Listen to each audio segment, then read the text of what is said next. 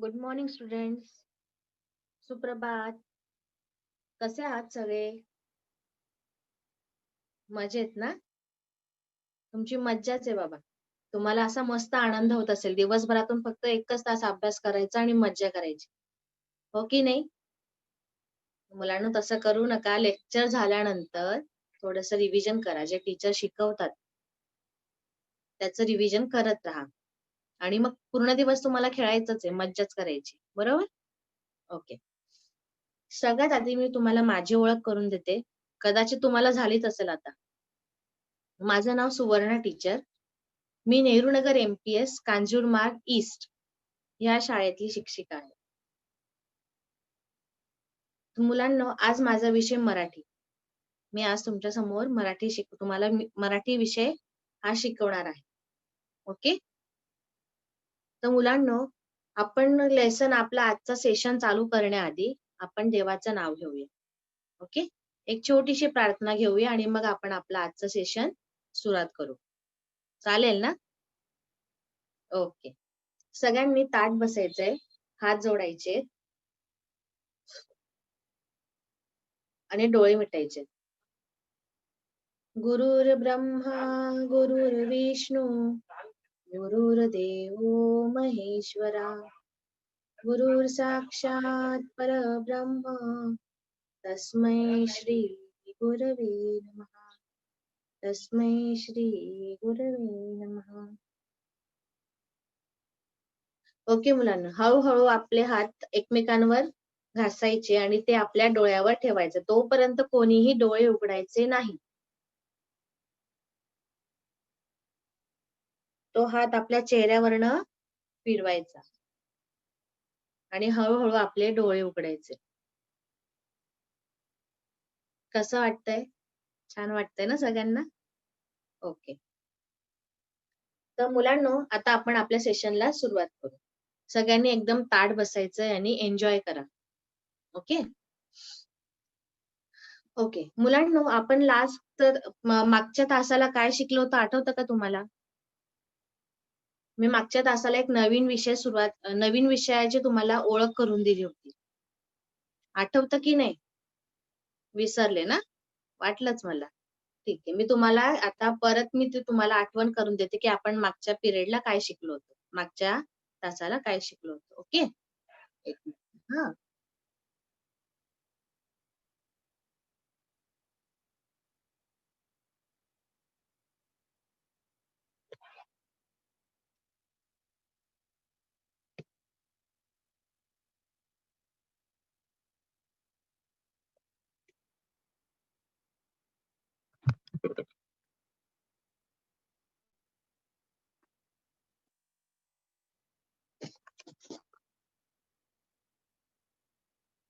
Okay.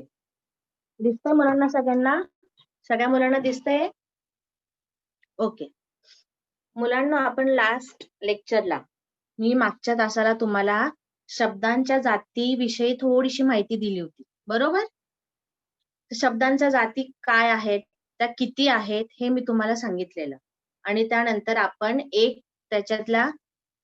मी तुम्हाला सांगितलेलं शब्दांच्या 8 जाती आहेत, बरोबर? त्या शब्दांच्या जाती 8 आहेत. त्या कोणत्या कोणत्या आहेत?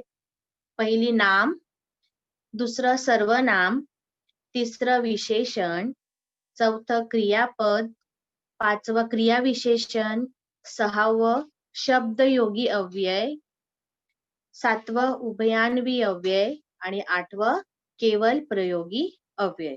आणि मी हे सांगितल्यानंतर तुम्हाला प्रत्येकाचे नवीन इंग्लिश मधली पण नावं सांगितलेली. नाम म्हणजे काय? नाउन. सर्वनाम म्हणजे काय? प्रोनाउन. विशेषण म्हणजे काय? ऍडजेक्टिव्ह. क्रियापद म्हणजे काय? वर्ब. क्रियाविशेषण म्हणजे काय? ऍडवर्ब. शब्दयोगी अव्यय म्हणजे प्रिपोजिशन. उभयान्वी अव्यय म्हणजे कंजंक्शन. आणि शेवटचं केवल प्रयोगी अव्यय म्हणजे इंटरजेक्शन. जसं आपण मराठीमध्ये आपण व्याकरण शिकत असतो, सेम तसंच आपण इंग्लिशमध्ये सुद्धा ग्रामर शिकत असतो. जे आपण मराठीमध्ये शिकतो, नाम, सर्वनाम, विशेषण, ते सगळं आपण इंग्लिश ग्रामर मध्ये शिकतो. Noun, pronoun, adjective. बरोबर. मग मी तुम्हाला लास्ट लेक्चरला सांगितलेलं नाम म्हणजे काय, मी तुम्हाला नाम शिकवलेलं. नाम म्हणजे काय मुलांनो?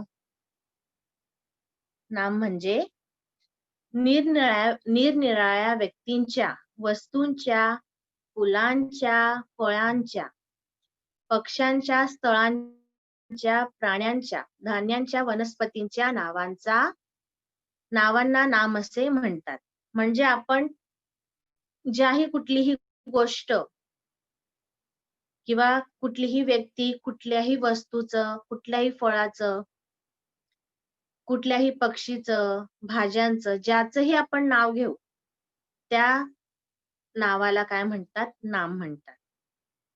फॉर एक्झाम्पल जर आपण व्यक्तीचं नाव घेतलं, तर आपण कुठल्याही एखाद्या व्यक्तीचं नाव घेऊ. समजा एका मुलाचं नाव घेतलं किंवा मुलीचं नाव घेतलं, सायली म्हटलं किंवा राज म्हटलं, हे काय झालंय? हे नाम आहे. आता वस्तूचं एखादी नाव जर आपण घेतलं, तर समजा आपण टेबल बघितलं. टेबल पण काय आहे? नामच आहे. फुलाचं जर नाव घेतलं, तर कुठलंही एक फुल, गुलाब, मोगरा. बरोबर? असं जर आपण सगळ्या गोष्टींचं, फळांचं, पक्ष्यांचं नावं घेतली, कुठल्याही पक्षीचं नाव, कुठल्याही फळाचं नाव, कुठल्याही स्थळाचं नाव. स्थळाचं नाव म्हणजे आता आपण कुठे राहतो? मुंबई. मुंबई हे खूप मोठं शहर आहे. असं आपण जर वाक्य बघितलं तर त्याच्यात नाम काय आहे? मुंबई. मुंबई का आहे? कारण ते एका जागेचं नाव आहे. ते एका स्थळाचं नाव आहे. बरोबर? वाघ हा जंगलाचा राजा आहे. सिंह हा जंगलाचा राजा आहे. मग सिंह, वाघ हे काय झालंय? हे नाम आहे. बरोबर? म्हणजे ते एका प्राण्याचं नाव आहे. समजलं? असं मी तुम्हाला मागच्या तासाला नामाविषयी तुम्हाला मी शिकवलेलं. आता मुलांना आपण त्याचा पुढचा टॉपिक घेऊया. त्याचा पुढचा टॉपिक कोणता आहे? कोण सांगेल बरं त्याच्या पुढचा टॉपिक कोणता आहे? बरोबर, सर्वनाम. त्याच्या पुढचा टॉपिक आहे सर्वनाम. आता तुम्ही म्हणाल टीचर सर्वनाम म्हणजे काय? बरोबर. तुम्ही म्हणाल सर्वनाम म्हणजे काय? तर त्याच्यासाठी मी तुम्हाला आधी एक परिच्छेद दाखवते. बरोबर. आपण ते परिच्छेद वाचूया आणि मग तुम्ही मला सांगायचं तुम्हाला त्या परिच्छेदात काय कळालं. बरोबर. हा पहिला परिच्छेद आपला. ओके. आता हा मी तुमच्यासाठी वाचते. तुम्ही फक्त व्यवस्थित शांतपणे लक्ष द्या आणि समजून घ्या. बरोबर. मी तुम्हाला 2 वेगवेगळे परिच्छेद वाचून दाखवेल. त्या दोघांमध्ये काय अंतर आहे, काय वेगळं आहे हे तुम्ही मला सांगायचं. मी नाही सांगणार तुम्हाला. म्हणून तुम्हाला आत्ताच सांगते व्यवस्थित लक्षपूर्वक ऐका, की मी काय वाचते. बरोबर? ओके. सुनील हा इयत्ता 3रीत शिकत आहे. सुनीलने एकदा निबंध स्पर्धेत भाग घेतला. सुनीलच्या निबंधाला पहिला क्रमांक मिळाला. सुनीलचा निबंध वर्ग शिक्षकांनी वर्गात वाचून दाखवला. सुनीलला शिक्षकांनी व मित्रांनी शाबासकी दिली. नीट ऐकला मुलांनो, व्यवस्थित ऐकलं तुम्ही हे परिच्छेद? ओके. अजून याच्या पुढचा परिच्छेद मी तुम्हाला परत वाचून दाखवते. ओके. सुनील हा इयत्ता 3रीत शिकत आहे. त्याने एकदा निबंध स्पर्धेत भाग घेतला.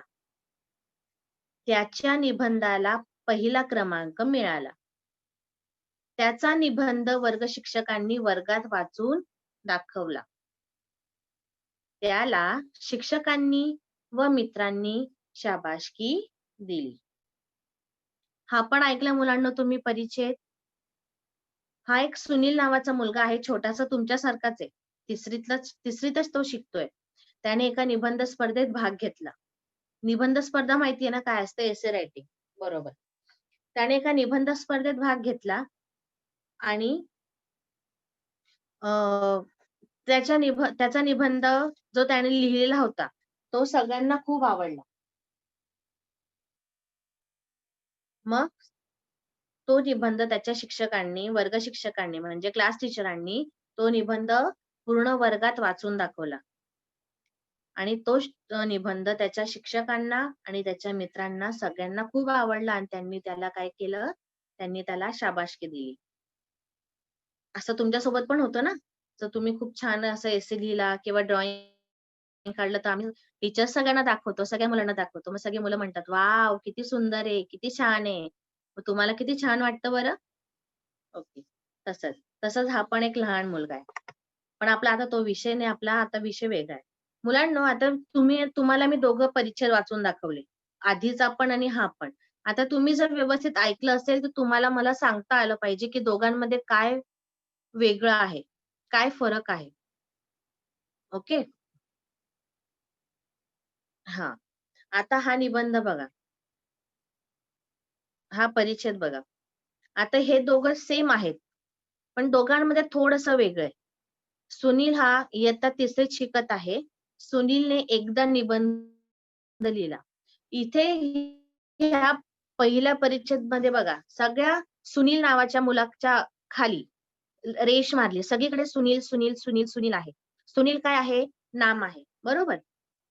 पण दुसऱ्या परिच्छेद जर तुम्ही बघितलं, पहिलं एकचदा पहिल्याच वाक्यात सुनील हे नाव घेतलेलं आहे. बाकी सगळ्या नंतरच्या वाक्यात काय आहे? त्याने, त्याच्या, त्याचा, त्याला. बरोबर? हे जे शब्द वापरले त्याने, त्याच्या, त्याला, त्याचा, हे जे सगळे शब्द आहेत ते काय आहेत मग?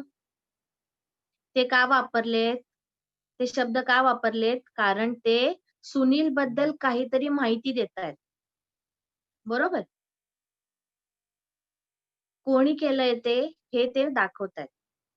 मग त्याने हे केलं, त्याने ते केलं. बरोबर?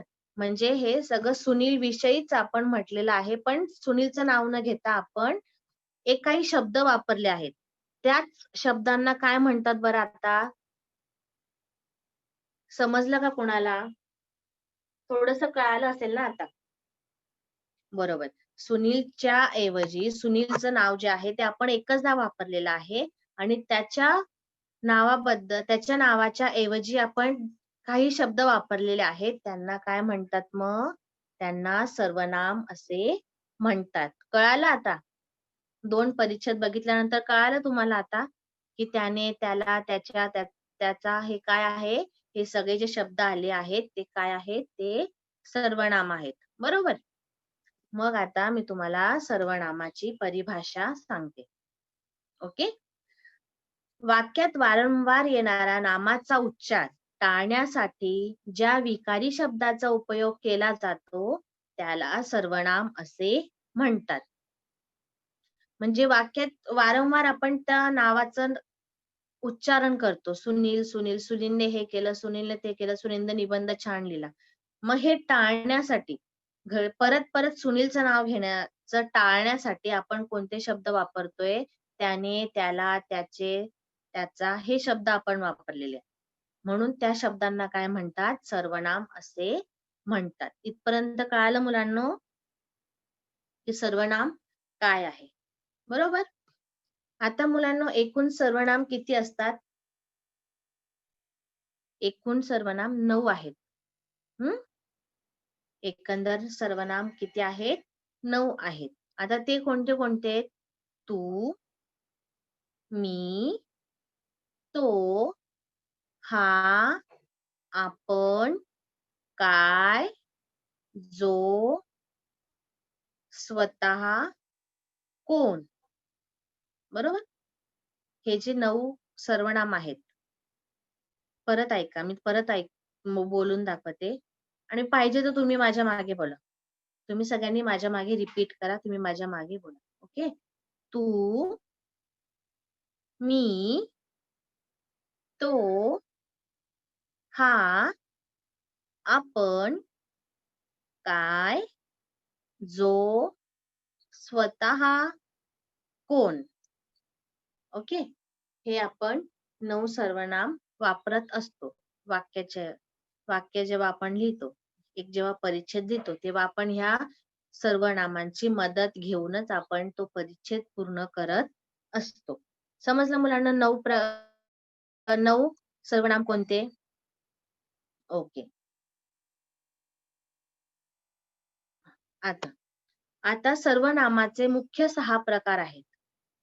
आता मुलांना लक्षात ठेवा. मी आधी जे तुम्हाला सांगितले ते 9 सर्वनाम आहेत. ते 9 सर्वनाम आहेत आणि हे जे आहे ते सर्वनामाचे 6 प्रकार आहेत. दोघांमध्ये फरक आहे. ते सर्वनाम आहेत, 9 सर्वनाम आणि हे 9 सर्वनामाचे प्रकार. या दोन्ही गोष्ट काय आहेत, वेगवेगळे आहेत. प्रकार वेगळे असतात आणि सर्वनाम वेगळे असतात. बरोबर? आता ते सर्वनामाचे मुख्य किती प्रकार आहेत? 6 प्रकार आहेत. आता ते कोणते कोणते आपण ते बघूया. पहिला प्रकार म्हणजे पुरुषवाचक सर्वनाम, दुसरा दर्शक सर्वनाम, तिसरा संबंधी सर्वनाम, चौथा प्रश्नार्थक सर्वनाम, पाचवा सामान्य अनिश्चित सर्वनाम आणि 6वा आत्मवाचक सर्वनाम. हे असे किती 6 प्रकार आहेत. किती प्रकार आहेत? 6 प्रकार आहेत. बरोबर. परत मी पुन्हा एकदा तुम्हाला वाचून दाखवते. लक्षात ठेवा 6 प्रकार वेगळे असतात आणि सर्वनाम वेगळे असतात. 9 सर्वनाम वेगळे आणि 6 प्रकार वेगळे. मी परत परत मुलांनो काय सांगते, तुमचा गोंधळ नको व्हायला. म्हणून मी तुम्हाला परत परत सांगते, जेणेकरून ते तुमच्या लक्षात राहायला हवं. ओके. 6 प्रकार कोणते कोणते? पुरुषवाचक सर्वनाम, दर्शक सर्वनाम, संबंधी सर्वनाम, प्रश्नार्थक सर्वनाम, सामान्य अनिश्चित सर्वनाम आणि आत्मवाचक सर्वनाम. असे हे 6 प्रकार आहेत. ओके. आता आपण हे सगळे जे प्रकार आहेत ते एक एक करून मी तुम्हाला सगळे एक्सप्लेन करते, तुम्हाला समजवते. ओके. चला पुढे आपण पुढचं पहिलं आता ह्या 6 मधून आपला पहिला प्रकार घेऊया आपण, पुरुषवाचक सर्वनाम. ओके. आता पुरुषवाचक सर्वनाम म्हणजे काय? पुरुषवाचक सर्वनाम म्हणजे बघा, बोलणाऱ्याच्या किंवा लिहिणाऱ्याच्या दृष्टीने बोलणारा ज्याच्याशी बोलतोय तो आणि ज्याच्याविषयी बोलायचे तो, असे 3 भाग पडतात. आता पुरुषवाचक सर्वनाम म्हणजे काय? त्याच्यात 3 प्रकार पडतात. म्हणजे आता समजा आपण एक्झाम्पल जर मी तुम्हाला दिलं. आता राज आहे, बरोबर? राज दर्शनशी बोलतोय, बरोबर? राज दर्शनशी बोलतोय आणि तो तो तिसऱ्या व्यक्तीबद्दल बोलतोय. म्हणजे तो समजा सोहम बद्दल बोलतोय, बरोबर? राज दर्शन सोबत बोलतोय, पण कोणाविषयी बोलतोय? सोहम बद्दल बोलतोय. ओके. म्हणजे जो बोलतोय किंवा जो लिहितोय तो बोलणारा ज्याच्याशी बोलायचंय तो आणि ज्याच्याविषयी तो बोलतोय. ओके. आता त्यालाच पुरुष म्हणतात व त्याच्यासाठी वापरले जाणाऱ्या सर्वनामांना पुरुषवाचक सर्वनाम असे म्हणतात. ओके. समजलं पुरुषवाचक सर्वनाम म्हणजे काय? आता पुरुषवाचक सर्वनामाचे पण 3 उपप्रकार पडतात. पुरुषवाचक सर्वनामाचे पण 3 उपप्रकार पडतात. आता 3 प्रकार कोणते ते मी तुम्हाला सांगते. ओके. ओके. पुरुषवाचक सर्वनामाचे उपप्रकार. प्रथम पुरुष, द्वितीय पुरुष आणि तृतीय पुरुष असे हे 3 प्रकार असतात. आता प्रथम पुरुष काय असतं? मी, आम्ही, आपण, स्वतः. हे जे शब्द आहेत, हे जे सर्वनाम आहेत ते प्रथम पुरुष मध्ये येतात. प्रथम पुरुष मध्ये हे पहिले याच्यात येतात. आम्ही, मी, आपण, स्वतः. आता आपण जर उदाहरण घेतलं तर आपण इथं बघा, मी पुण्याला जाणार. हे एक वाक्य आहे, एक उदाहरण आहे. मी पुण्याला जाणार. आपण पुण्याला जाणार. आम्ही पुण्याला गेलो होतो. बरोबर? हे प्रथम म्हणजे आपण स्वतः. आता मी आहे ना, तर मी सांगेन मी पुण्याला जाणार आहे किंवा मी पुण्याला गेली होती. हे मी माझ्या स्वतःबद्दल बोलते, म्हणजे हे प्रथम पुरुष. मी स्वतःच बोलते, बरोबर? आता द्वितीय पुरुष, तो, तुम्ही, आपण, स्वतः, बरोबर? त्याचे उदाहरण काय आहेत? तुम्ही कसे आहात? आता आपण जर कुठे जातो गावात वगैरे, बाजारात किंवा कुठे गेलो आपण, तर आपल्याला जर आपल्या ओळखीची व्यक्ती भेटते, तर आपण त्यांना सहजच विचारतो, तुम्ही कसे आहात? बरे आहेत ना? घरी सगळे कसे? आपण हे सगळं असे नॉर्मल क्वेश्चन्स आहे, जे नॉर्मल प्रश्न आहेत ते आपण विचारत असतो, बरोबर? दुसरा उदाहरण काय आहे? तो का नाही आला? म्हणजे आपण दुसऱ्याबद्दल बोललोय, बरोबर? आपण दुसऱ्याबद्दल बोलतोय. तुम्ही कसे आहात? म्हणजे आपण समोरचा जो व्यक्ती आहे, द्वितीय पुरुष, त्याला विचारतोय, तुम्ही कसे आहात? हं? समजलं? प्रथम आणि द्वितीय तुम्हाला समजलं. प्रथम म्हणजे आपण आपल्या स्वतःबद्दल बोलतो. मी हे करणार, मी ते करणार. समजलं? द्वितीय पुरुषमध्ये आपण दुसऱ्याशी जे बोलतो, दुसऱ्याशी बोलतो किंवा दुसऱ्याविषयी बोलतो, ते द्वितीय पुरुष. आणि तिसरं तृतीय पुरुष. ओके. आता इथे दुसरं सर्वनाम, सर्वनामाचा दुसरा प्रकार, दर्शक सर्वनाम. आता दर्शक सर्वनाम म्हणजे काय? दर्शक म्हणजे दाखवणारे. दर्शक म्हणजे काय? दाखवणारा. कोणतीही जवळची किंवा दूरची वस्तू दर्शवण्यासाठी दर्शक सर्वनामाचा उपयोग करतात. म्हणजे आपण दिशा दाखवतो, दर्शवतो आपण, बरोबर? दाखवायचा प्रयत्न करतो. त्याला काय म्हणतात? दर्शक सर्वनाम. ओके. जे ती जवळची व्यक्ती असो किंवा वस्तू असो किंवा आता लांबून जर कोणी येतो, आपण दर्शवतो, अरे अरे तो बघ आपला फ्रेंड येतोय, असं आपण म्हणतो ना, आपण आपल्या दुसऱ्या जो बाजूचा मित्र त्याला दर्शवतोय, बरोबर? त्याला काय म्हणतात? दर्शक सर्वनाम. त्याच्यात आता कोणते सर्वनाम वापरले जातात? हा, ही, ते, हे, तो, ती. हे जे सर्वनाम आहेत ते वापरले जातात. कोणते कोणते? हा, ही, ते, हे, तो, ती. आता ह्या सर्वनामांची उदाहरणं काय? हे माझे काका आहेत. बरोबर? आपण कोणाला तरी सांगतोय, की हे माझे काका आहेत. ही माझी काकू आहे. जर तुमचा नवीन फ्रेंड झाला स्कूलमध्ये, ट्युशनमध्ये, तर आपण आपल्या आईला किंवा बाबांना सांगतो, बाबा हा माझा नवीन मित्र. बरोबर? ही माझी नवीन मैत्रीण. असं आपण सांगतो, म्हणजे आपण दर्शवतो. आपण सांगतो, की आपण दाखवतो, की हा माझा नवीन मित्र आहे किंवा हा माझा नवीन आपण सांगतो ही माझी नवीन मैत्रीण आहे. असं आपण हे शब्द वापरत असतो. किंवा आपण जर कुठे गेलो तर आपण सांगतो, ते घर माझं आहे. किंवा आपण जर आपल्या नातेवाईकांसोबत गेलो ते सांगते, ती शाळा माझी आहे. आपण असं म्हणत असतो, दर्शवतो आपण. ती शाळा माझी आहे, आपण असं सांगत असतो. बरोबर? म्हणजे आपण दाखवायचं काम करतो, दर्शवतो. समजलं? ओके. तिसरं आता संबंधी सर्वनाम. आता संबंधी सर्वनाम काय? वाक्यात पुढे येणाऱ्या दर्शक सर्वनामाशी संबंध दाखवणाऱ्या सर्वनामाला संबंधी सर्वनाम असे म्हणतात. संबंधी सर्वनाम म्हणजे काय? परत मी एकदा वाचते, नीट ऐका. वाक्यात पुढे येणाऱ्या दर्शक सर्वनामाशी संबंध दाखवणाऱ्या सर्वनामाला संबंधी सर्वनाम असे म्हणतात.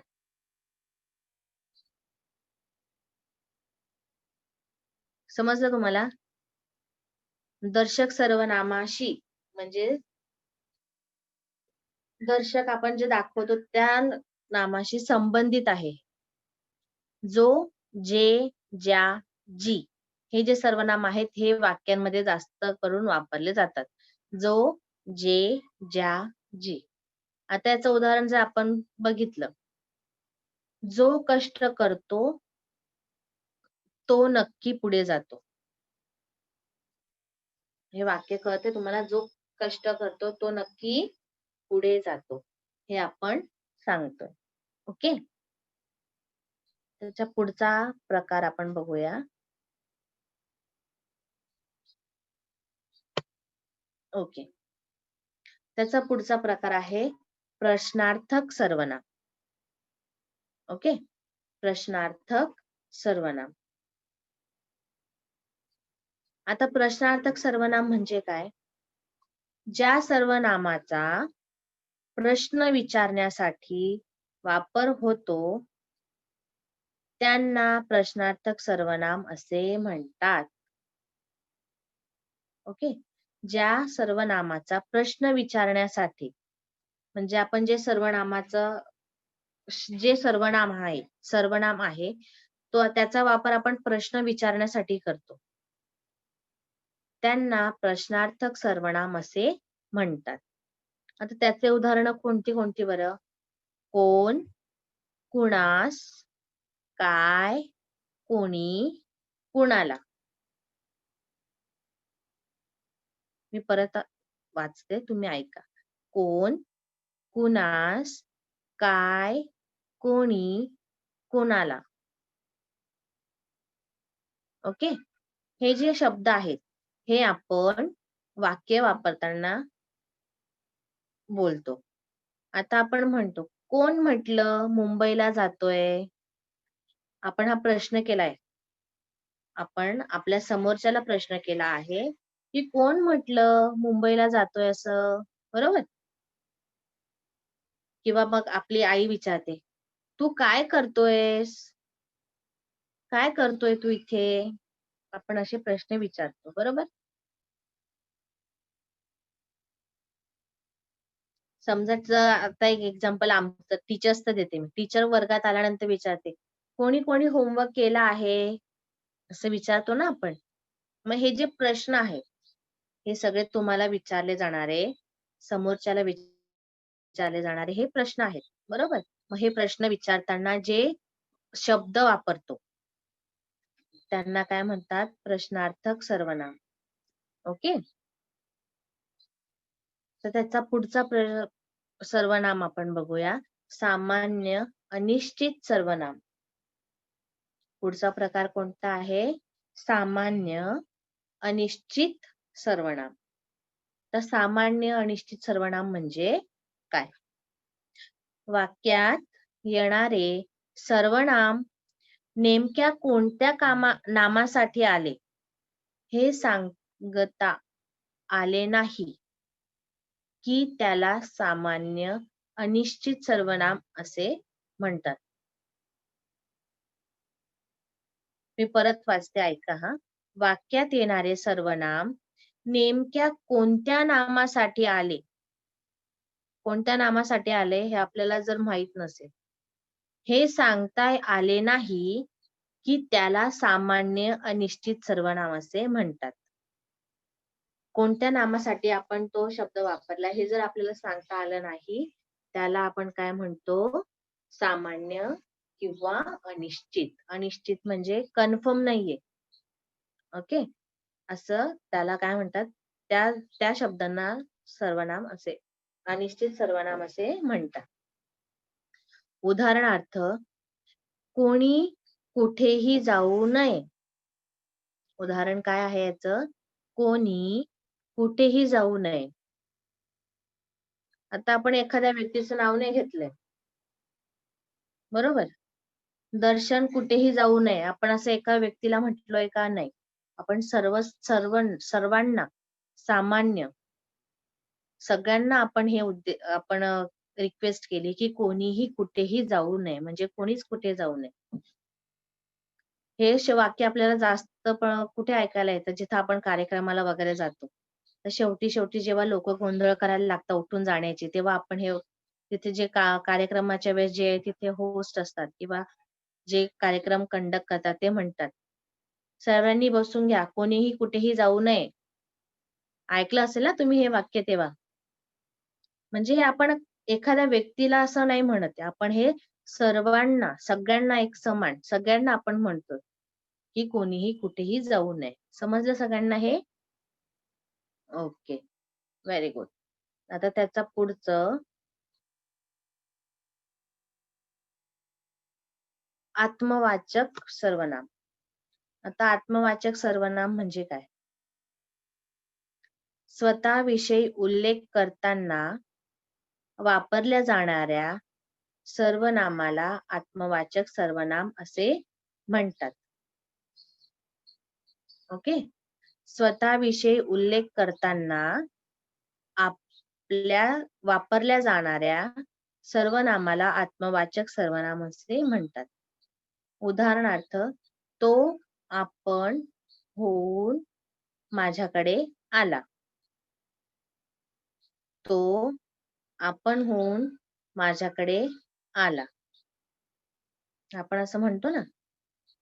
आता समजा तुमचं तुमच्या फ्रेंडचं भांडण झालंय किंवा तुम्ही त्या व्यक्तीला ओळखत नाहीये, पण आपण समोरून त्याला विचारायला जातो ना, की बाबा ही जागा कुठे आहे? म्हणजे आपण स्वतःहून त्याच्याशी बोलायला जातो. ओके.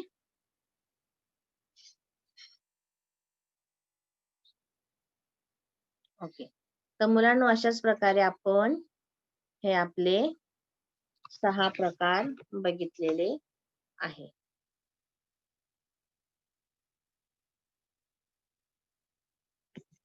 ओके. कळालं सगळ्यांना की आपण प्रकार बघितले. कशाचे प्रकार बघितले? सर्वनामाचे प्रकार बघितले. की सर्वनाम म्हणजे काय? किती सर्वनाम आहेत? त्याचे प्रकार किती आहेत? हे आपण सर्व बघितलं. बरोबर? बरोबर की नाही? आता मी तुम्हाला लास्ट पिरियडला नाम काय होतं ते शिकवलं. नामाचे प्रकार शिकवले. आज मी तुम्हाला सर्वनाम शिकवलं. सर्वनाम किती आहेत ते शिकवले आणि सर्वनामाचे किती प्रकार आहेत हे मी तुम्हाला सगळ्यांना आज समजावलं, शिकवलं आणि सगळ्यांचे मी उदाहरणं पण दिले. बरोबर? मग आता मला तुम्ही सांगा की सर्वनाम किती आहेत? एकूण सर्वनाम किती आहेत?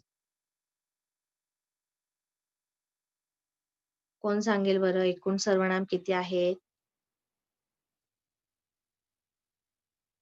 ओके. ब्रिजेश, एकूण सर्वनाम किती आहेत?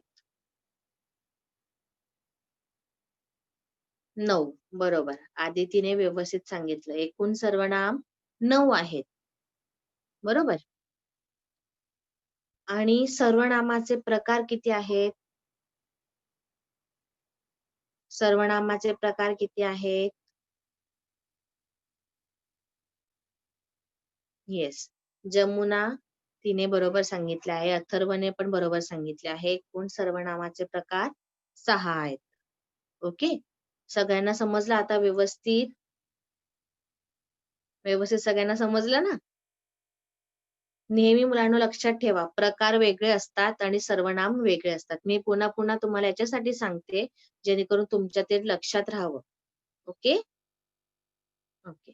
तर आपण अशाच प्रकारे आज सर्वनाम शिकलो आहोत आणि याच्या पुढच्या लेसनला आपण याचा पुढचा टॉपिक जे आहे ते शिकूया. ओके? ओके. तर आता मी तुम्हाला होमवर्कला आपण जे प्रकार बघितले, त्या प्रकाराचे किमान 2-2 एक्झाम्पल, 2-2 उदाहरणं तुम्हाला आपल्या वहीत लिहायचे. जे आपण 6 प्रकार बघितले ना, ते 6 प्रकार, त्याचे प्रत्येकाचे 2-2 उदाहरणं तुम्हाला तुमच्या बुकमध्ये शोधायचे किंवा तुमच्या पालकांना विचारा. तुम्ही किंवा फ्रेंड्समध्ये, मित्र-मैत्रिणींमध्ये तुम्ही डिस्कस करा. ओके. जेणेकरून तुम्हाला प्रॅक्टिस पण होईल आणि तुमच्या लक्षात तुम्ही स्वतः जर केले ना, तर तुमच्या लक्षात राहील. पण तर तुम्ही कोणाचं बघून लिहिलं, तर तुमच्या लक्षात तर राहणारच नाही, पण काही कळणार पण नाही, की काय आहे ते. जर तुम्ही स्वतः शोधले पुस्तकात किंवा तुम्ही तुमच्या पालकांना विचारले, तुमच्या मित्र-मैत्रिणींमध्ये डिस्कस केलं, तर ते तुमच्या लक्षात राहील. समजलं? की प्रकार कोणता विषय आपण कसं लिहिलंय. समजलं? तर हा तुमचा आजचा होमवर्क आहे, तो तुम्हाला कंप्लीट करायचा आहे. ओके? चला. Thank you. Bye students everyone. Enjoy yourself आणि घरीच थांबा, कुठे जाऊ नका. स्वतःची काळजी घ्या. आजचं बाहेरचं वातावरण अजिबात चांगलं नाहीये. म्हणून तर तुमचा घरून अभ्यास चालू आहे. सर्व जर व्यवस्थित असतं तर तुम्ही घरून अभ्यास केला असता का? नसता. म्हणून सगळ्यांनी आपापली काळजी घ्या आणि मजेत राहा. Okay? Bye everyone. Bye students. Enjoy